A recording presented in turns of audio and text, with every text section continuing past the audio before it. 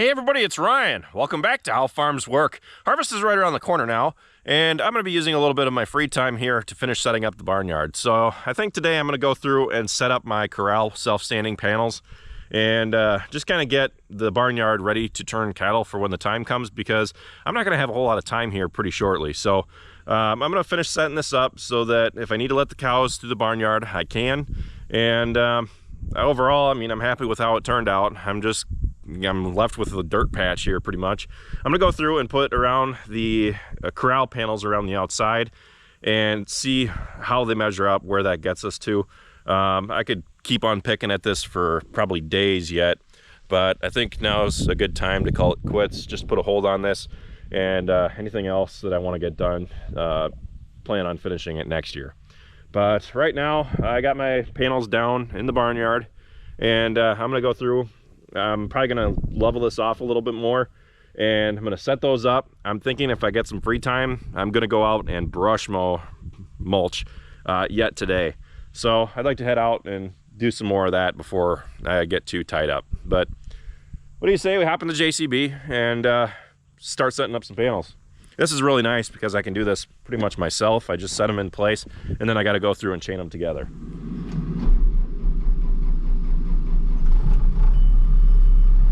I'm picking away at this mound to try to get it pushed back a little bit. Eventually I want to take off probably everything above this point, either bring it down into here or push it back towards the milk house. And then I'm thinking right now eventually there will be a retaining wall in here to hold back water from coming into the barnyard. But what is this?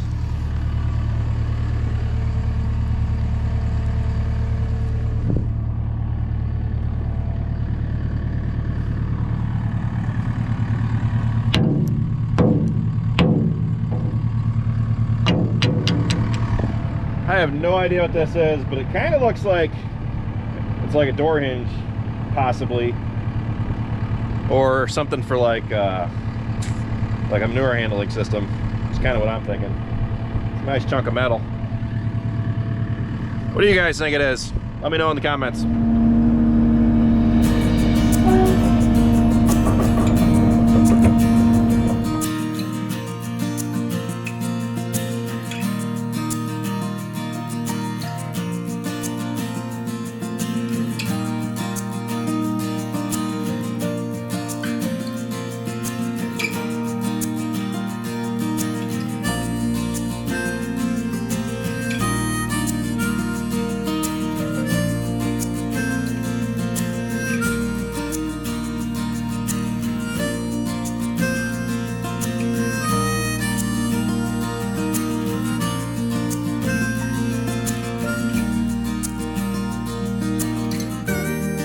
Checking out the milk house now. I fixed the door right there that was off its hinges. Still kind of is, but just needs to stay shut. I've pondered the idea of using this milk house as an area for cows that are freshening, come wintertime especially.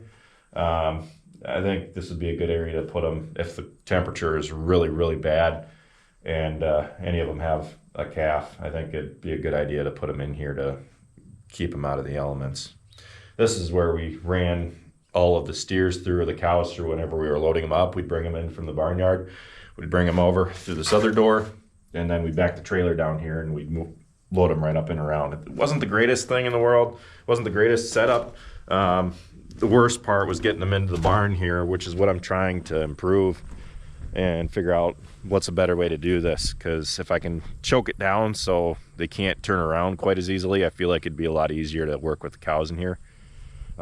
We've been doing it up in the pole shed, and that works really good, but I do worry about the longevity of the pole shed being able to tolerate those hits over time from the cattle hitting the side of the shed. So Travis and I mounted this gate over here on one of the sections, and this works better than I thought it would.